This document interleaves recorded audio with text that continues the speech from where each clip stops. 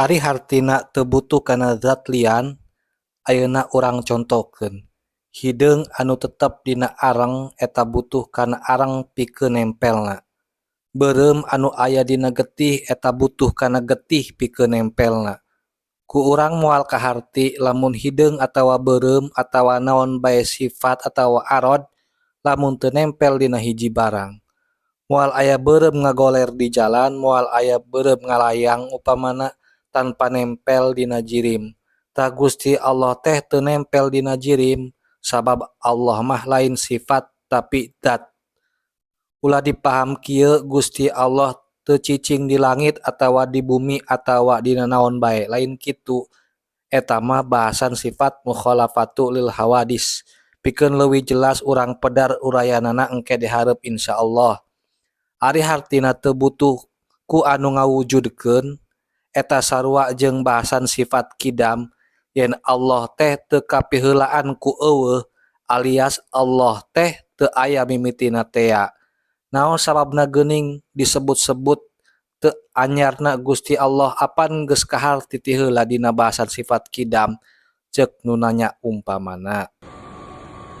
Jawabna kieu, para ulama aqaid teu lalawora teu ngalap cukup ku nerangkeun hiji hukum.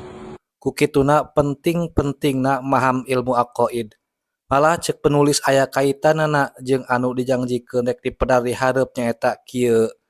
Zat Gusti Allah jeung sifat-sifatna, zatna makhluk jeung sifat-sifatna lamun dihubungkeun jeung butuh atawa teu butuhna kana zat lian atawa ka anu ngawujudkeun eta kabagi opat hasil ngalikeun 2 x 2. Kahiji anu butuh ka zat lian jeung ka anu ngawujudkeun nyaeta sifat-sifat barang anyar atawa makhluk. Contona iman anu aya di Kanjeng Nabi atawa sahabat. Eta iman Kanjeng Nabi butuh kana zat lian nyaeta Kanjeng Nabi alias eta iman teh nempel di Kanjeng Nabi. Tuluy eta iman Kanjeng Nabi teh butuh kanu ngawujudkeun nyaeta Gusti Allah. Kadua, anu butuh ka anu ngawujudkeun teu butuh kana zat lian. Contona badan si Jaed upamana. Eta butuh ka anu ngawujudkeun nyaeta Gusti Allah, tapi eta badan si Jaed apan teu nempel dina naon-naon.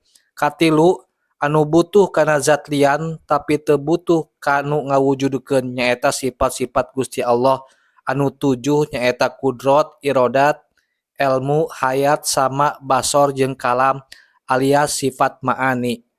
Eta sifat-sifat tadi teh tetep di zatna Gusti Allah tapi teu diwujudkeun ku sasaha. Sabab lamun kudrotna Allah diwujudkeun ku Allah berarti Allah teh baretona henteu kudrot atawa teu kawasa. Lamun sifat ilmu teh diwujudkeun ku Allah meureun baretona Allah teh bodo. Kaopat, anu teu butuh kana zat lian jeung teu butuh ka anu ngawujudkeun nyaeta zat Allah anu ayeuna keur dibahas. Jadi Allah mah teu nempel dina zat lian jeung teu dijieun atawa diwujudkeun ku barang sejen. Ngan ulah salah paham yen Allah teh diwujudkeun ku Allah ulah kitu sabab moal kaharti ku akal.